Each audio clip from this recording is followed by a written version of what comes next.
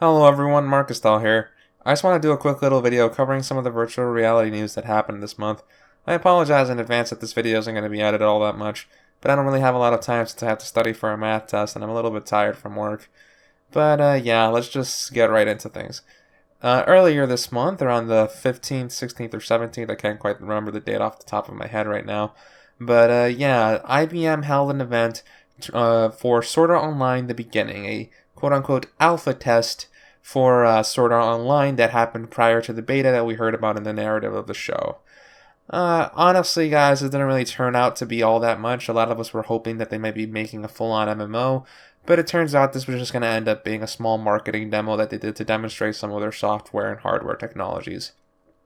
Essentially, there was a bit of an experience that they set up over in Tokyo that people were invited to, a total of 208, and they got to try out a simulation or somewhat of an experiment of Sword Art Online.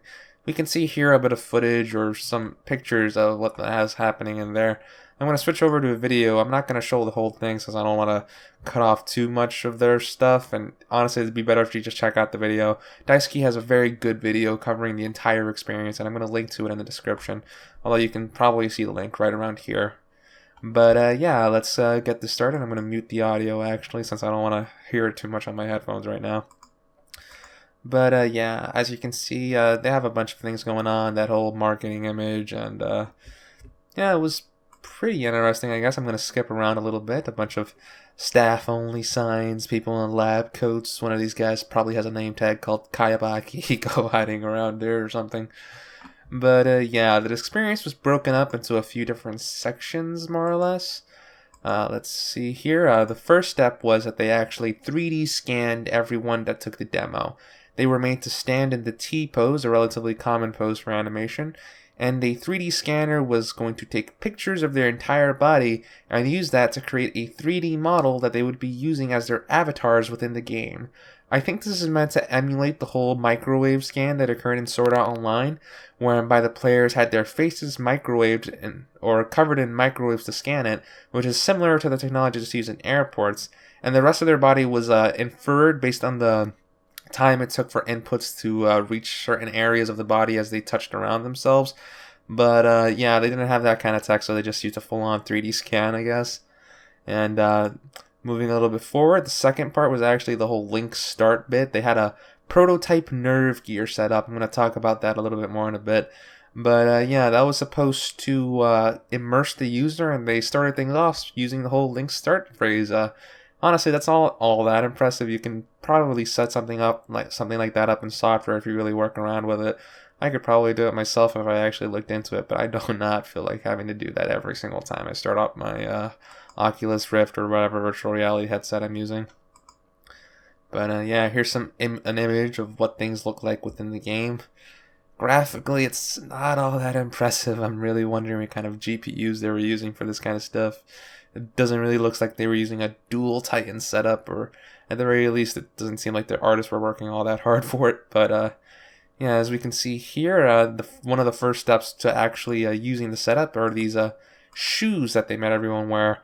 I'm not exactly sure the exact reason everyone had their own shoes or something. I think they might have had a sensor that they were going to put onto it, and it might also just be a whole comfort reason, or maybe even a sanitary reason. They don't want people walking around in their own shoes, or everyone walking with the same shoes into a similar area. I guess it's a little bit of a quirk of Japan. I really doubt any other country would have set something up like this, but yeah, there you see that small Velcro attached spaces for the sensors that get to attach to them. I'm gonna skip ahead a little bit for when they go out into the area. They seem to have like around 3 demo kiosks, and people were taking turns to try to use it. Here we can see the Daisuki people walking up to use the thing. She's already saying Link start right there. But yeah, moving forward a bit. Actually gonna skip back a bit further, a second there. Yeah, here we can see the quote-unquote nerve gear setup. I'm not too sure what all the hardware here is. It seems to be some form of bicycle helmet that they're using for the overall body of the situation. Right here, we can actually see the Oculus Rift DK2. It still seems to have its strap, although I think they modified it to a certain extent. Right here, you can see the Leap Motion 3D. I actually have one of these along with seems its own mounting hardware, or maybe some customized one, since I think it's supposed to mount a little bit closer to the top. But yeah, it has one of the Leap Motion that's used for hand tracking.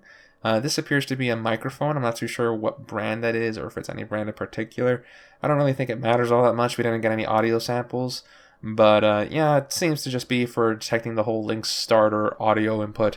I think even the current HTC Vive and Oculus Rift come with built-in mics. So yeah, that's a pretty standard thing right there.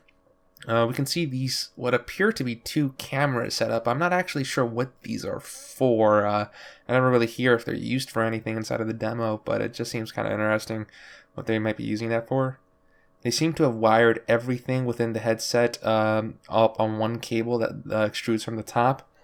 I'm not entirely sure what the... I think that's mostly a convenience factor, just to make sure that nobody trips up. Although that can actually be problematic in your own home situations, since that can result in if you swing your arms up and try to move things, you might actually maybe tug or yank on the cable, which can be more problematic than just having it sliding along the floor, whereby you might be able to feel it on your leg and avoid it. But depending on the heat of the moment, that could also be troublesome. It's just one of those considerations for room scale and movement in virtual reality, which I personally don't want to see going forward into the future of virtual reality, but for the near term, it seems it's the best we've got. So yeah, just a consideration. Here we got another view right there. You can see straight up, they're looking 2, that's the basic technology. I see a small space there. I think that might be for the ears, although I'm not sure if they have speakers or something in there, or maybe that's another connection for headphones. It'd be nice if they did something like headphones, since that would be a better audio solution, but I'm not too sure what their actual audio solution was in this situation. You can actually see they were putting some form of header nets or something, I think it's for sanitary reasons more than anything. But yeah, it's probably just to help keep things calibrated. I'm not too sure whether or not that raising the hands up was supposed to work for the movement thing, since guys, it seems that their movement situation is based on the tracking system for the DK2 combined with a Kinect motion sensor, most likely the Xbox Ones or the PC one for the newest versions. That's probably just for the better latency on it, but it's still not really all the best there is. They also have sensors on their feet. I suspect that's for gyroscopic move reasons. That's a little bit better than what's usual, than what you can get with current optical tracking. You can see footage right there of the people moving their hands around. You can actually get some pretty fine tracking using Leap Motion. The only problem is once you have obstruction or your fingers closing and a bunch of other things like that. Yeah, I'm going to move forward a little bit, guys. Sorry I'm rushing through things. I don't really have a lot of time to record right now. I need to study for my math test. Here you can see them swinging their hands in the air, just trying to attack, blocking by placing their hands forward. I'm not too sure if that's an actual technique in the game or something, but yeah, I'm not too sure what your guys' opinion on this is. I'm not really all that enthused, but yeah, I'm gonna skip ahead a little bit. I actually really wish I knew if these people had any experience with the development kit 2 or anything like that, so they could give a fair comparison, but yeah, I guess the expression that they have on their face is enough. She looks pretty excited and all that. Plenty of screaming, but virtual reality generally does that to you from the beginning. There we can get a really good view of the DK2 camera as well as the Xbox One Kinect sensor. So yeah, that more or less does it for the Sword Art Online demo. My overall impressions, guys, I'm not all that impressed. I mean, they managed to cover a good chunk of the experience of the show in one bit right there. I mean, they got the full body 3D scans, emulating the whole virtual reality aspect of Sword Art Online. Some of the impressions people were giving, whereby they actually felt a bit of a sense of fear, kind of communicates one of the things I'm actually trying to capture in the VR RPG later on once I release that thing, whereby you can get a sense of the tension that you normally wouldn't get in a virtual reality or non-virtual reality game, correction. So yeah, seems that it was a decent demo. I personally think we could do a lot better as a demonstration of Sword Art Online, but this seems to be the best that we're getting in terms of virtual reality from a larger corporation. So for the time being, let's just hope that maybe another company will pick this up on a larger scale, since just to remind everybody as a confirmation, IBM did later on confirm that this is just a marketing demo. They aren't planning on building this out into a full video game experience. Kind of sucks. Not too surprised, honestly. I mean, when I first saw this, I actually thought it was fake for a second there. But yeah, I guess we're going to have to wait a little bit longer. I mean, hey, the due date's 2022, so we still got time, right? But yeah, on the note of something a little bit more recent, by the time you guys are watching this video, this will already passed. But yeah, the Oculus Rift has officially launched for Kickstarter backers. That is, yeah, people like me who ordered within the first few minutes are still awaiting our development or corrections consumer version units. They should be coming sometime this week. I got an email last week informing me about shipping starting to process. I'm not too sure whether or not that means I'm going to get it this week, because they did say some people got the email, some people didn't. Some people might get it in the first batch, some people might get it in the second. I'm really hoping I'm getting into the first batch, but I can't confirm anything, guys. I'm hoping for the best, and I'll maybe be able to launch the demo right away as soon as I get it. Get the CV1 unit. But yeah, we'll have to see how things work out from there. But yeah, in terms of people's overall impressions right now, I mean, personally speaking, since I haven't tried it, I can't really affirm anything. But I'm just going to go to the Oculus Reddit here. The impressions seem to be somewhat positive. A lot of high ratings over here. We got we got a 9, a 4 out of 5, 8.5, 84, 8, 7 out of 10. I generally see people being mostly positive in regards to the actual hardware, with the biggest complaint most people seem to have is the Oculus Rift's lack of the motion controls that will be included with the HTC Vive. Oculus's own motion control solution, the Oculus Touch controllers, will be coming out later this year based on what Oculus has said, and it seems to have a large impact on people's immersions in the video games experiences. I don't really want to testify too much on this aspect since I personally haven't tried the motion controls, and quite frankly, I actually have an antagonistic view toward motion controls, guys, since, yeah, I'm kind of banking on the whole Sword Online train here, so anything, and, well, how should I put this, guys? I'm a bit of a mixed bag on this since, quite frankly, guys, I don't really think I'm the best person to be talking about this subject since I'm a little biased, well, not a little biased, I am blatantly biased, guys. I have a lot of reasons for a lot of my opinions, and let's just say they aren't maybe the most well-founded, but I can't really control that, and I think I have to be honest and upfront with you guys on the matter, since there may be a potential conflict of interest. But just to discuss things a little bit more clearly, let's just do an overall comparison of the Oculus Rift, HTC Vive, and the PlayStation VR, more or less, that are going to be releasing. And just to give you guys a rundown, the most expensive of the units is the HTC Vive. It is $800. The second most expensive is the Oculus Rift. It is $600, and the least expensive is the PlayStation VR, which is $400. But it may be $460 if you have to buy the PlayStation camera. If you already have that, it is technically only $460. I mean, it's only $400, but if you do not have the camera, you will require the camera, which brings the price up to $460 or $500 if you buy the full-on bundle. But of all these virtual reality solutions, the most fully functional and versatile experience seems to be the HTC Vive based on what everyone's reporting. I can't really personally vouch for the whole situation since, I repeat, I have not tried the HTC Vive, but right now, based on reports, almost everyone who has tried the HTC Vive is absolutely loving it. Room scale does not appear to be a gimmick as some people have initially thought. It is a great experience and most people seem to be loving it. I can't really vouch for it, again guys, I have not tried it, but yeah, that's just the overall news on that respect. The Oculus Rift seems to be the second best solution in certain extents, priced second best in that respect because it does not have the motion controllers.